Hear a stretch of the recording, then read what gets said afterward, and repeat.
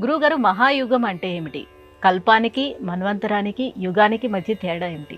మన భారతీయ జీవన విధానంలో కాష్టం నుంచి కల్పం దాకా కాలమానం ఉంటుంది. కాష్టం అంటే సెకనులో 36,000 వంతు, అంత సూక్ష్మమైన కాలం గణన నుంచి. కల్పము అంటే 43,20,000 సంవత్సరాలు. అది ఒక పగలు బ్రహ్మదేవుడికి. ఇలా మనము 4 యుగాలను కలిపి ఒక మహాయుగం అంటాం.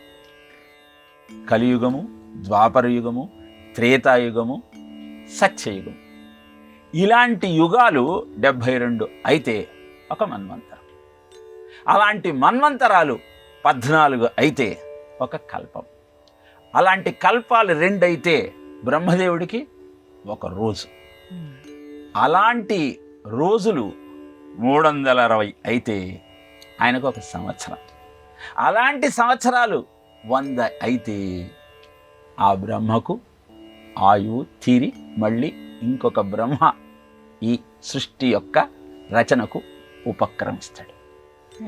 అందుకే మనం సంకల్పం చెప్పేటప్పుడు శ్రీ మహావిష్ణురాజ్ఞయా అద్య బ్రహ్మణ ద్వితీయ పరార్థే శ్వేతవరాహ కల్పే వైవస్వత మన్వంతరే కలియుగే ప్రథమపాదే జంబూద్వీపే భరతవర్షే భరతఖండే అంటూ మనం ఉన్న ప్రదేశాన్ని కాలమానంతో సహా శ్రీ మహావిష్ణువు యొక్క ఆజ్ఞ మేరకు ఇవాళ ఉన్న బ్రహ్మ ద్వితీయ పరార్థే, ఆయనకి 50 సంవత్సరాలు నిండిపోయాయి.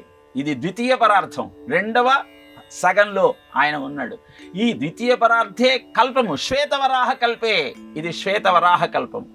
వైవస్వత మన్వంతరం, 14 మన్వంతరాలలో 7వ మన్వంతరము వైవస్వత మన్వంతరం.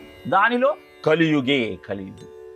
ఇలా మొట్టమొదట ఈ అనంతమైన కాలంలో నీ ఉనికి ఏ యుగంలో, ఏ ప్రదేశంలో, ఏ సత్కర్మను ఆచరించటం ద్వారా సుసంపన్నం చేసుకుంటావో సంకల్పం చెప్పి తరువాత నువ్వు చేసేటువంటి ఆ నిత్య నైమిత్తిక కర్మలను ప్రారంభిస్తావు.